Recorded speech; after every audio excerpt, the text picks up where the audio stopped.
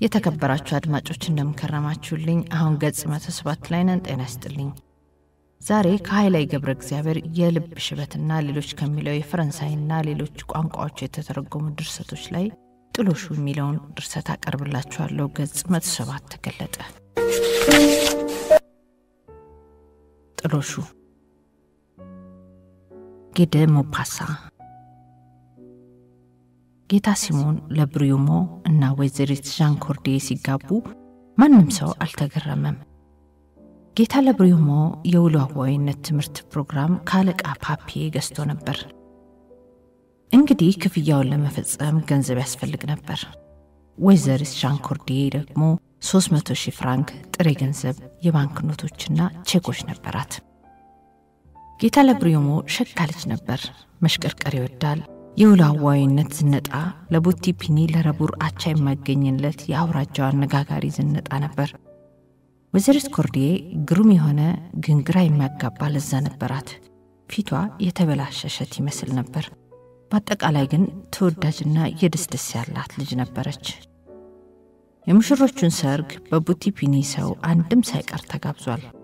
ሙሽሮቹም ሁሉም ሰው ያደንቃቸው ነበር። ወደ ፓሪስ ለጉብኝት ለመሄድ እስካሰቡበት የመጨረሻዎቹ የጋራ አራት ምሽቶች ድረስ የደስታ ጊዜዎቻቸውን የሚያሳልፏቸው በባልና ሚስት መኖሪያ ውስጥ ተደብቀው ነበር። የመጨረሻ አራቱ ግሩም ነበር። ጌታ ለብሪዩሞ የሚፈልገው ነገር ልክ በሚያስፈልግበት ሰዓት ነበር ከቻለ መሆኑን ያወቀው። ትግስትን ያወቀ ሁሉም ነገር ልክ ይመጣለታል የሚል መፈክር ይዞ ሰንብቷል። በተመሳሳይ ጊዜ ትግስተኛና ኃይለኛ መሆኑን ያውቅበታል። ስኬቱም ፈጣንና ሙሉ ይሆንለታል። የመጀመሪያዎቹ 4 ቀናት ወይዘሮ ለብሪዩሞ ባሏን ታደንቀው ነበር። ከርሱ ተለይታ ማሳለፍ ይጨንቃታል። እሱም እንድትደባብሰው፣ እንድትስመው፣ እጆቹን ጺሙን አፍንጫውን እንድታሻሽለት፣ ሁሌ ካጠገቡ እንድትሆንለት ይፈልጋል። በጉልበቱ ላይ ተቀመጥና ጆሮቹን ይዛ አፍን ክፈትና አይኖችን ጨፍናቸው ትለዋለች። በራስ መተማመን ስሜት አፉን ይከፍተዋል። አይኖቹም በግማሽ ይጨፍናቸዋል። ከዚያ ረጋ ረዘም ያለ ጀርባውን እንዲንቀጠቀጥ የሚያደርግ አንድ ቆንጆ መሳም ትጀራዋለች። እየቆየ ሲሄድ ግን ከቶ አልተዳበሰም። እነዚያን ከንፈሮቹ እንደልቡ አላገኛቸውም። የለመዳቸው እጆች ፈልጉ አላገኛቸውም። የሚስቱን የቀድሞ ድንቅ ውበት ከጧት እስከ ማታ እንዲሁም ከማታ እስከ ጧት ፈልጉ አላገኘውም። የመጀመሪያውን ሳምንት እንዳለፈ አንድ ቀን ለወጣቷ የትዳር ጓደኛው እንዲህ አላት። ከፈለግሽ የሚቀጥለው ማክሰኞ ፓሪስ እንሄዳለን። ልክ እንዳልተጋቡ ፍቅረኛሞች ሆነን እንታያለን። ወደ ሬስቶራንቶች፣ ሲኒማ ቤቶች፣ የኮንሰርት ቦታዎች በሙሉ ስፍራ እንዞራለን። ይህን ስትሰማ በደስታ ዘለለች። ወይኔ ጥሩዋ፣ በተቻለ መጠን ቶሎ ብለን እንሂድ ስትል እሱም ጥሎሹ መዘጋጀት እንዳለበት ለአባትሽ አስቀድሞ መንገር መረሳት የሌለበት ነገር ነው። ከኛ ጋር ይዘውና በዛው አጋጣሚ ጌታ ፓፒያንን እከፍለዋለሁ ሲላከለበት እሷም ነገ ነግረዋለሁ አለች። በቀጣዩ ማክሰኞ የሷ ማቶች አንድ ላይ ሆነው ወደ ዋና ከተማዋ የሚጓዙ ልጃቸውና የልጃቸውን ባል እስከ ባቡር ጣቢያው ድረስ ሸኟቸው። አባትየው ይህንን ያህል ገንዘብ በቦርሳ መያዝ ችላባይነት ነው ሲሉት፣ ወጣቱ ላዋይ ደግሞ እየሳቀ ምንም ልጨነቁ አይገባውትም ማማቴ፣ እንደዚህ ላሉ ነገሮች ልምድ አለኝ። ልብ ብለው ተረድተውት ከሆነ እንጂ በስራው ውስጥ አንዳንዴ ሚሊዮን የሚያክል ይጭኑብኛል። በዚህ ረገድ ቢያንስ የመዘግየትና የሁኔታዎች ፎርማሊቲ የማሟላት ክስተቶች ማስወገድ ይቻለናል። ስለዚህ ምንም አይጨነቁ አላቸው። ወደ ፓሪስ የምትሄዱ ተሳፈሩ እያለ ሰራተኛው ይጮህ ጀመር። 2 አርቢቶች ወደ ነበሩበት ፉርጎ እየተጣደፉ ገቡ። ለብሪዩሞ ለሚስቱ እንዲህ ብሎ አንሾካሾከላት። እዚህ ማጨስ አለመቻሌ እንዴት እንደደበረኝ። እሷም በለውሳስ እንዲህ ብላ መለሰችለት። እኔም በጣም ደብሮኛል፣ በሲጋራ ምክንያት ግን አይደለም። ባቡሩ የማጓራት ድምጽ አሰማና ተንቀሳቀሰ። ጉዞው 1 ሰዓት ፈጀ። ሁለቱ አሮጊት እንስቶች ስላልተኙ ሲጓዙ ሚስጥር የሚባል ነገር አላወሩም። በሴንት ላዛር የባቡር ጣቢያ ሲደርሱ ጌታ ለብሪሞ ለሚስቱ እንዲህ አላት። ውዴ ከፈለግሽ መጀመሪያ በአውራ ጎዳናው አጠገብ ምሳችንን እንበላለን። ከዚያ ተረጋግተን ሳጥናችንን ወደ ሆቴል ለመውሰድ ተመልሰን እንመጣለን። እሷም ወዲያው ተስማማች። ጥሩ ነው። በል እንግዲህ ወደ ሬስቶራንቱ ሄደን ምሳችንን እንብላ። ሩቅ ነው እንዴ? አዎ ትንሽ ራቅ ይላል፣ ግን በሰረገላ እንሄዳለን ሲላት ደንገጥ ብላ ለምን ታክሲ አንይዝም አለችው። እሱም ሳቅ እያለ መቆጣት ጀመረና እንደዛ ነው ገንዘብ የምትበትኙ? ለ5 ደቂቃ መንገድ ታክሲ መያዝ ደግሞ ምን ይሉታል? መቆጠብ አታውቅበትም ልበል አላት። ይሁን እሺ አለች። እሷም ትንሽ ግራ የገባት። አንድ ትልቅ ሰረገላ በ3 ፈረሶች እየተጎተተ ሲያልፍ ለብሪሞ ሹፌር እያለ ጮኸ። ሰረገላው ቆመ። ወጣቱ ውላዋይ ሚስቱን እየገፋ ውስጥ ግቢ፣ እኔ ከምሳ በፊት አንድ ሲጋራ ለማጨስ ወደ ላይ እወጣለሁ አላት። መልስ ለመስጠት ጊዜ አላገኘችም። መውጫውን ለመውጣት ክንዷን ይዞ ሲገፋት የነበረው ሰረገላ ነጆ አጣድፎ ሲያወጣት ደንግጣ በአግዳሚ ወንበሩ ላይ ዘፋለችና መሰላሉ ላይ የሚወጡትን የባሏን እግሮች በመስታወቱ ፍዝዝ ብላ መመልከት ጀመረች። ከዚያ ጉያ ከሚሸት አንድ ሰውዬና የውሻ የሚመስል ጠረን ከነበራት አንድ አሮጊት ሴት መሃል ራሷን አገኘችው። ሁሉም ተሳፋሪዎች በረድፍ ተቀምጠው ጭጭ ብለዋል። አንድ ባለ ምግብ ቤት፣ አንድ ላባደር፣ አንድ እግረኛ ወታደር ሻምበል፣ አንድ የወርቅ ቅብ መነጽርና እንደ አሸንዳ የተከረከመ ሰፊ አናት ያለው ከሐር የተሰራ ባርኔጣ ያደረገ ሰውዬ፣ 2 ነጫጭና በአስተያየታቸው ጊዜ ጥሎን አሁን እዚህ ተገኘን እንጂ ቦታችን እንደዚህ አይነት አልነበረም የሚሉ የሚመስሉ ሴቶች፣ 2 እህትማማቾች የሚመስሉ የቤት ሰራተኞች ይታያሉ። ሰረገላው ሲንገጫገጭ ራሳቸውን ሲያወዛውዛቸው ያነቃንቃቸዋል። እጉንጫቸው ቆዳ እንዲንቀጠቀጡ ያደርገዋል። የጎማዎቹ መንገላታት እነሱን አደከማቸው፣ ያሻለቡ ሞኞች አስመሰላቸው። ወጣቷ ሴትም በድን መስላ ቀረች። ለምንድነው ከኔ ጋር ያልመጣው ብላ ራሷን ትጠይቃለች። የሐዘን ስሜት ያስጨነቃት ገባ። ማጨስ ቢቀርበት ይሻለው ነበር። 2 እህትማማቾች በማስቆም ምልክት አሳዩና አንዷ ሌላኛዋን ተከትላ የነተበ ቀሚስ ክርፋት እየነዛች ወጣች።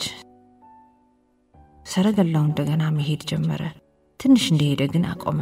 አንዲት ቀይ ወጥ አብሳይ እያለከለከች ወጣች። በቅርጫት ያዘችውን ስንቅ ጉልበቷ ላይ አኑራ ተቀመጠች። በሰረገላው ውስጥ አንድ ውሃ ያዘ ሳህን ተደፋ። ማመን ከምችለው በላይ ሩቅ ነው ማለት ነው ብላ አሰበች ዣን። አጓጓዡ ወረደና ሌላ አንድ ሰረገላ ነጂ ተተካ። የውላዋዩ ሚስት ጭራሽ ነገሩ ምቾት ነሳት። ሁኔታዋን ገሸገሻት። ያለምንም ምክንያት አልቅሽ አላት። ሰዎች ይወርዳሉ ይወጣሉ። ሰረገላው በመናኸሪያ እየቆመና እንደገና እየሄደ በእነዚያ ማለቂያ በሌላቸው መንገዶች መንፋቀቁን ይቀጥላል። ሩቅ መሆን አለበት ትላለች ዣን። መቼም አይዘናጋ እንጂ ከቶ አይተኛም።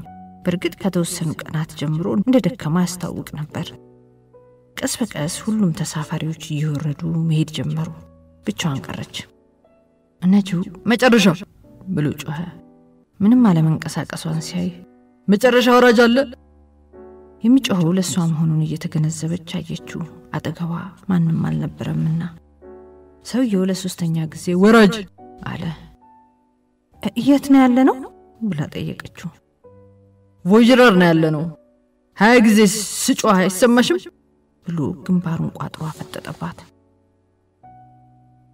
ከአውራ ጎዳና ሩቅ ነው ብላ ጠየቀችው። እሷም የትኛው አውራ ጎዳና ነው? የጣሊያኖች አውራ ጎዳና ነው እንዴ? እሱንም አልፈነዋል። ወይኔ ባሌ ሊነግረኝ ይገባ ነበር እኮ። ባልሽ? እሱ ደግሞ የት ነው ያለው? ከሰረገላው ጀርባ ክፍል ነው። የጀርባ ክፍል? እዛ እኮ ከረጅም ጊዜ ጀምሮ ማንም ሰው አልነበረም ሲላት መላ ሰውነቷ ፍርሃት ሲወረው ተሰማት። እንዴት ሊሆን ይችላል? ከኔ ጋር እኮ ነው የሚወጣው። በደንብ ይኸው እዛማ መኖር አለበት። ነጁ ያላግጥባት ገባ። ውረጂ ሚጢጥዩ አመቤት፣ በቃ ጨርሰናል። አንድ ወንድ ቢጠፋ 10 ወንዶች ይገኛሉ። አስፋልቱ ላይ ሌላ ታገኛለሽ። እያለቀሰች በአይኗ ትማጸነው ጀመር። ግን ተሳስተሃል ወንድም፣ እንደ ተሳሳት ካረጋግጥልሃለሁ። በእጁ አንድ ትልቅ ቦርሳ ይዞ ነበር ስትለው መሳቅ ጀመረ። ትልቅ ቦርሳ? አውስማ መንደቤን ስንደርስ አልወረደም እንዴ? በቃ ከድቶሻል። ሰረገላውን አቆመ። እሷም ወረደች። አይኖቿን እንደ ሰረገላው የላይኛው ጣሪያ ስትልካቸው ምንም አልታያቸውም። ጮክ ብላ ማልቀስ ጀመረች። ሌላ ሰው ሊሰማት ሊያያት እንደሚችል ሳትገነዘብ አሁን ምን ብዬ መገመት እችላለሁ አለች። መርማሪ ፖሊስ ከቢሮው ወጥቶ ቀረብ አለና ምንድነው ነገሩ? ባሏ መንገድ ላይ የተዋት ሴት አለ ሰረገላ ነጁ በሹፈት። ጥሩ ምንም አይደለም፣ ስራን ቀጥል አለውና ፖሊሱ ወደ ስራው ተመለሰ። እሷም ወደፊት ለፊቷ መራመድ ጀመረች፣ እየፈራች እየሰጋች። ባሏ የት ሊሄድ እንደሚችል እያሰበች። የት ትሂድ? ምን ለማድረግ ትሂድ? እሱስ ምን አጋጥሞት ይሆን? እንደዚህ ያለ ስተት፣ እንደዚህ ያለ ዝንጋታ፣ ይህን መሳይ ንቀት፣ እንደዚህ መሳይ የማይታመን መጥፋት ከምን የመነጨ ነው? ኪሷ ውስጥ 2 ፍራንክ ነበራት።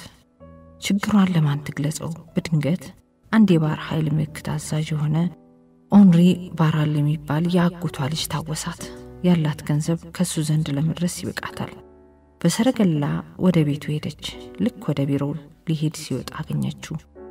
ለብሪውሞ ይዞት እንደነበረው አይነት ቦርሳ አንጠልጥሏል። ከሰረገላው በፍጥነት ተወርውራ ወረደችና ኦንሪ ብላ ጮኸች። እሱም እየተገረመ ቆመና ዣን እዚህ ብቻሽ ምን ትሰሪያለሽ? ከየትስ መጣሽ? አላት። ባሌ ጠፍቶብኝ እኮ ነው ብላ ተነፋረቀች። አይኖቿ በእንባ እየተሞሉ ጠፋ? የት ነው የጠፋው? ከሰረገላው የላይኛው ክፍል ነው። ከሰረገላው? ወይኔ! የደረሰባትን እያለቀሰች ነገረችው። እሱም ሲያዳምጣት ቆይቶ ትንሽ አሰላሰለና ዛሬ ጠዋት የተረጋጋ ይመስል ነበር ብሎ ጠየቃት። አዎ አለችው። ጥሩ። ብዙ ገንዘብ ይዞ ነበር?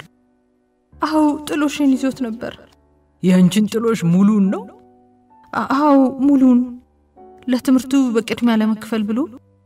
አይ ተወዳጁ አክስቴ ልጅ ባልሽ ወደ ቤልጅየም ሾልኮ ገብቷል አላት። በደንብ አልገባትም። አንደበቷ ተሳሰረ።